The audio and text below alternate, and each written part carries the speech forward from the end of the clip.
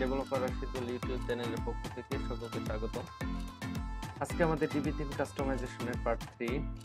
গত পর্বটি লম্বা হয়ে যাওয়ার কারণে আমরা থিম ইনস্টলেশন এবং প্লাগইন ইনস্টলেশন দেখাতে পারিনি। তো আমরা আজকের এই পর্বে আমরা দেখাবো কিভাবে নাল প্লাগইনস এবং থিমগুলো ইনস্টল করতে হয়। এভাবে স্বাভাবিক যে থিমগুলো আছে আপনারা সহজে ইনস্টল করতে পারবেন একই পদ্ধতিতে, কিন্তু নাল থিমগুলো ইনস্টল করার জন্য একটু অন্যরকম প্রসেস ফলো করতে হবে। তো চলুন দেখি কিভাবে করতে হয়। আজকে আমাদের পার্ট 3, যেহেতু আমাদের নতুন একটি ফোল্ডার ক্রিয়েট করে নিচ্ছি পার্ট 3 নামে,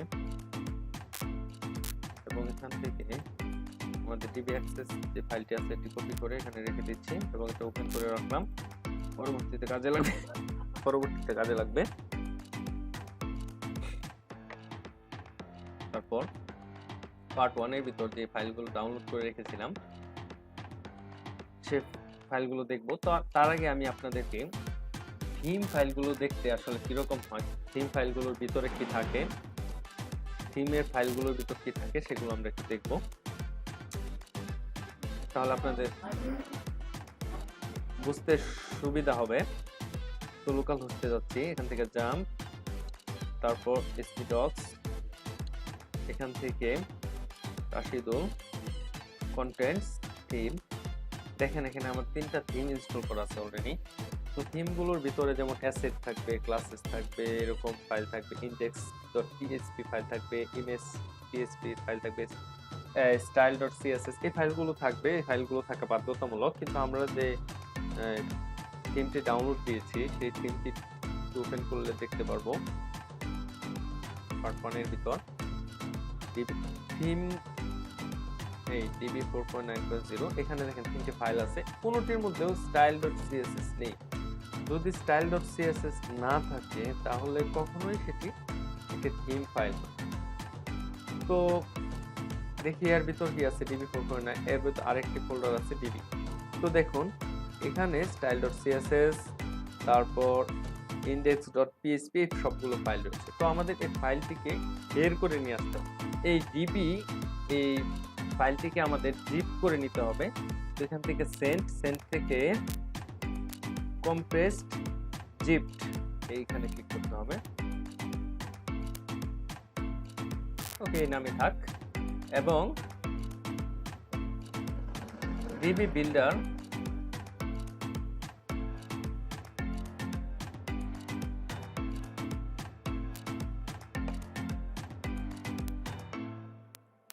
তো আমরা সাধারণ থিম এবং প্লাগইন যেভাবে ইনস্টল করি এই পদ্ধতিতে আমরা আমাদের ডাউনলোড করা থিম এবং প্লাগইনসগুলো ইনস্টল করতে পারবো না, একটু অন্যরকম পদ্ধতি ব্যবহার করতে হবে।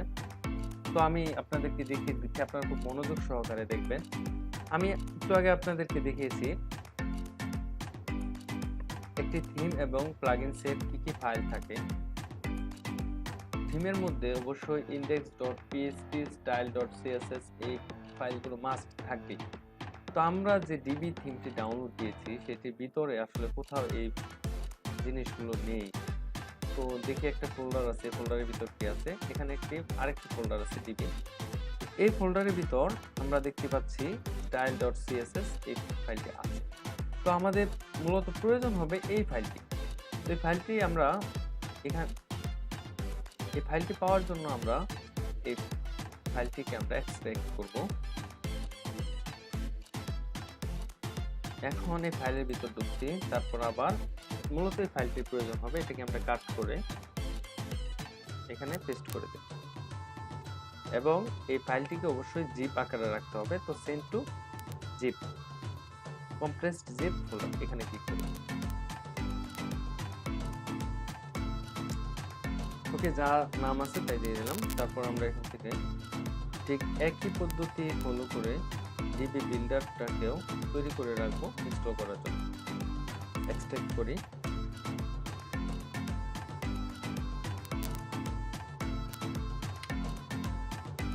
এখান থেকে ডিবি বিল্ডার 4.9.0, এখান থেকে ডিবি বিল্ডার। আমাদের মূলত এই ফাইলটির প্রয়োজন হবে, এটাকে কাট করে ব্যাকস্পেস চেপে এখানে পেস্ট করে দিলাম।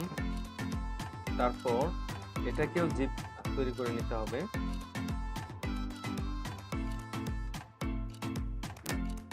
ওকে, আমাদের ফাইলগুলো এখন তৈরি হয়ে গেছে।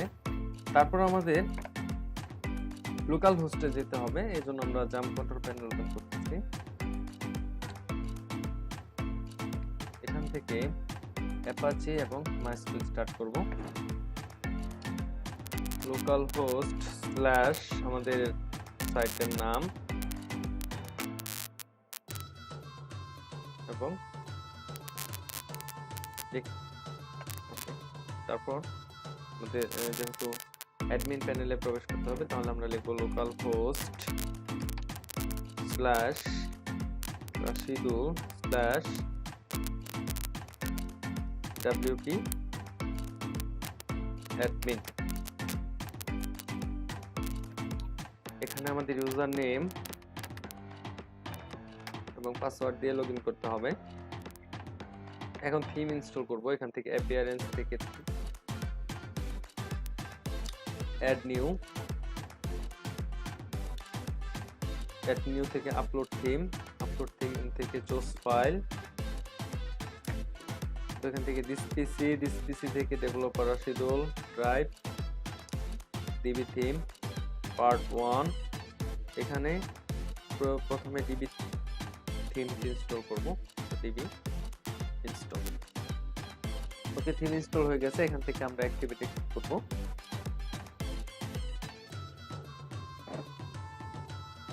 আমাদের ডিবি থিম ইনস্টল করার আগে সাইটটি এরকম ছিল। তো দেখি ডিবি থিম ইনস্টল করার পর কিরকম হলো। একটু সময় লাগতেছে অ্যাক্টিভ হতে। ওকে, অ্যাক্টিভ হয়ে গেছে। এখন আমরা এটাকে রিফ্রেশ করব। দেখতেই পাচ্ছেন আমাদের ডিবি থিম ইনস্টল হয়ে গেছে। যদি কারো কোনো বুঝতে অসুবিধা হয় তাহলে অবশ্যই আমাকে জানাবেন, মেসেজ করবেন। তারপর আমরা আমাদের প্লাগইনস ইনস্টল করব। কাস্টমাইজ করার জন্য অবশ্যই আমাদের প্লাগইনসের প্রয়োজন হবে। প্লাগইনস থেকে দেখুন আমাদের ডিবি থিম ইনস্টল করার পর নতুন একটি অপশন এসেছে ডিবি। এখান থেকে থিম অপশন, থিম বিল্ডার। যেহেতু আমাদের বিল্ডারটি এখনো ইনস্টল করা হয়নি, সেহেতু থিম বিল্ডার কাজ করবে না, তো আমরা সরাসরি ইনস্টল করে দিচ্ছি। প্লাগইনস থেকে অ্যাড নিউ ক্লিক করব। Upload file, close file. এখান থেকে ডিবি বিল্ডার এই ফাইলটি সিলেক্ট করে দিন, ইনস্টল করুন। Activate plugin. এই এররগুলো ইগনোর করা যায়, সমস্যা নাই। এররগুলো ইগনোর করেন, অসুবিধা নেই, কোনো সমস্যা হবে না। তো আমাদের ডিবি বিল্ডারও অ্যাক্টিভেটে ক্লিক করতে হবে। অ্যাক্টিভেট হয়নি। Your theme already includes the DB builder, so the DB builder plugin has been deactivated. ওকে, আমার থিম অটোমেটিক্যালি ইনস্টল করে দিয়েছে, তাই এটা আর প্রয়োজন হবে না।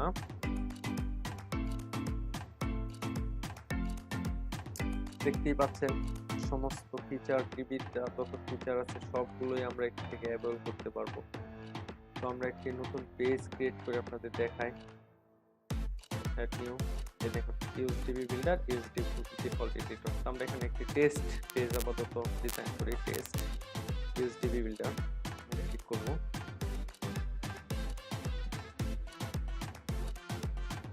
স্টার্ট বিল্ডিং এখানে ক্লিক করব। সময় নিচ্ছে। এখন দেখেন আপনারা এখানে build from scratch, those premium layer, এই লেআউটগুলো আমরা ইউজ করতে পারবো না, যেহেতু আমরা নাল প্লাগইন ইউজ করতেছি, নাল থিম ইউজ করব। তো এখান থেকে আমরা এটা ক্লিক করে দেখি কিভাবে। দেখেন সব ফিচার আমরা ইউজ করতে পারবো। এখান থেকে আমরা একটি কলাম নিলাম, bar count, blur, button, circle count, counter, countdown time, everything আমরা ইউজ করতে পারবো। তো নেক্সট পর্বে আমরা প্রত্যেকটি অপশন, ডিবি থিমের প্রত্যেকটি অপশন স্টেপ বাই স্টেপ আলোচনা করব। তাই আপনারা সবাই সাথে থাকবেন। ইনশাআল্লাহ আশা করি আগামী 1 মাসের মধ্যে আমরা ডিবি থিমের মোটামুটি অনেকগুলো পার্ট কভার করতে চেষ্টা করব।